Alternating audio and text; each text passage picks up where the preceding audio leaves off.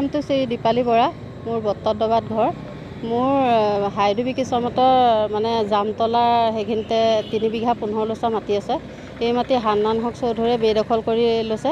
তেওঁ খিলঞ্জীয়া মাটি তেওঁ দখল কৰা কোনো অধিকাৰ নাই। সেইটো আমাৰ হিমন্ত বিশ্ব শৰ্মা ছাৰে সেইটো আইন বান্ধিয়ে দিছে। মই ইমানখিনি ৱাৰ্ণিং দিয়াৰ পিছতো মোক ভাবুকি দিয়ে যে আপোনাৰ ওপৰত মানহানি কেছ দিম, আপুনি মোক কি ফাল্টু কথা ক'বলৈ আহিছে।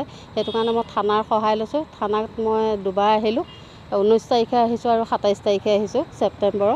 এতিয়া থানাই তেওঁলোকৰ কামটো বন্ধ কৰিছে। 4 তাৰিখে মোৰ হেয়াৰিং আছে চাৰ্কুলত।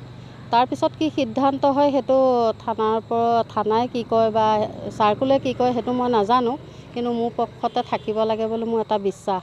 মই তাক মানা কৰাৰ পিছতো সি ইমানখিনি কৰি আছে। মোক ভাবুকি দিয়ে, মোক মানে কয় আপুনি কি কথা ক'বলৈ আহিছে, আপোনাৰ এয়া মাটি নহয়।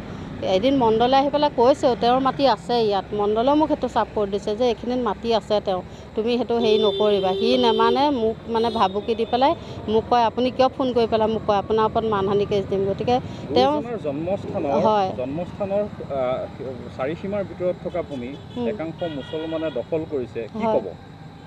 সেইটোত আমি বহি থাকিবতো নোৱাৰোঁ। আমি সেইখিনি ক্ষেত্ৰত আগবাঢ়িবই লাগিব আৰু সকলো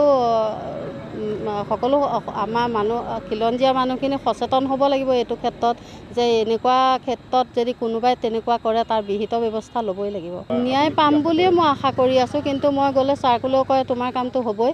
আৰু এতিয়া মোক থানাই সেইটো আশ্বাস এটা দিছে।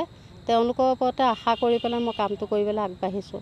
এতিয়া মই জানো যে মোৰ দেউতাৰ পিতৃ সম্পত্তি মই পাব লাগে, সেইটো কাৰণে মই এতিয়া নামজাৰিটোও কৰিছোঁ।